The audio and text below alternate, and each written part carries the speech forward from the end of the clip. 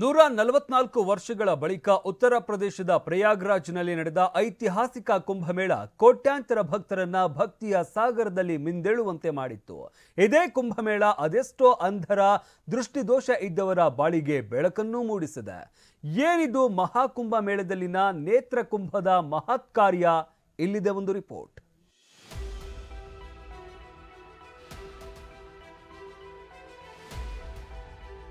144 ವರ್ಷಗಳ ಬಳಿಕ ನಡೆದ ಮಹಾಕುಂಭಮೇಳ ಸಂಪನ್ನವಾಗಿದೆ. 66 ಕೋಟಿಗೂ ಅಧಿಕ ಭಕ್ತರು ಪ್ರಯಾಗರಾಜ್ನ ತ್ರಿವೇಣಿ ಸಂಗಮದಲ್ಲಿ ಮಿಂದೆದ್ದು ಪುಳಕಿತರಾಗಿದ್ದಾರೆ. ಶತಮಾನದ ಈ ಐತಿಹಾಸಿಕ ಕಾರ್ಯಕ್ರಮ ಮತ್ತೊಂದು ಹಿರಿಮೆಗೆ ಪಾತ್ರವಾಗಿದೆ. ಅದುವೇ ನೇತ್ರಕುಂಭ.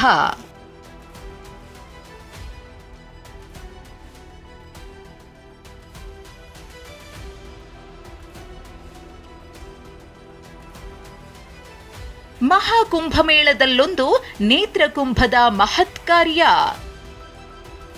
ದೃಷ್ಟಿ ದೋಷ ಹೊಂದಿದವರ ಪಾಲಿಗೆ ಹೊಸ ಬೆಳಕು.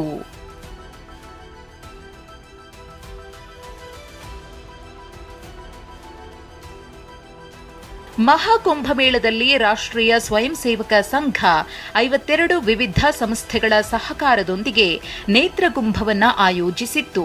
ಅಂದರೆ ಕುಂಭಮೇಳಕ್ಕೆ ಬರುವ ಭಕ್ತರಲ್ಲಿ ದೃಷ್ಟಿದೋಷ ಹೊಂದಿದವರ ತಪಾಸಣೆ, ಚಿಕಿತ್ಸೆ, ಕನ್ನಡಕ, ಆಪರೇಷನ್ ಸೇರಿದಂತೆ ಹಲವು ರೀತಿಯಲ್ಲಿ ನೆರವು ನೀಡುವ ಮಹತ್ ಕಾರ್ಯ ಮಾಡಿತು.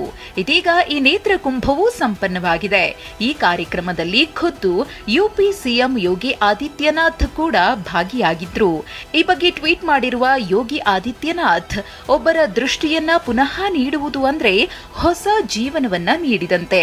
ನೇತ್ರಕುಂಭದಂತಹ ಕಾರ್ಯಕ್ರಮ ಆಯೋಜಿಸಿದ್ದ ಸಂಘ ಪರಿವಾರ ಮತ್ತು ಸಹಕಾರ ನೀಡಿದ ಎಲ್ಲಾ ಸಂಘಟನೆಗಳಿಗೆ ಅಭಿನಂದನೆ ಅಂತ ತಿಳಿಸಿದ್ದಾರೆ.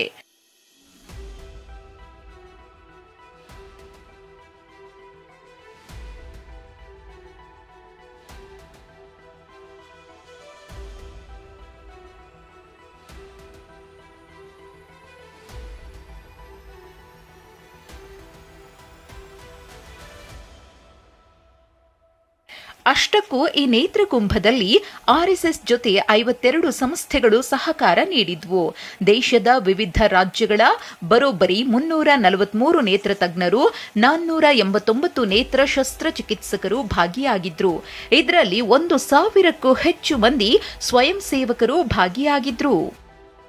ಈ ನೇತ್ರಕುಂಭದಲ್ಲಿ ಒಟ್ಟು 2,37,964 ಜನರ ನೇತ್ರ ತಪಾಸಣೆ ಮಾಡಲಾಗಿದ್ದು, ಒಟ್ಟು 1,63,652 ಜನರಿಗೆ ಕನ್ನಡಕ ವಿತರಣೆ ಮಾಡಲಾಗಿದೆ.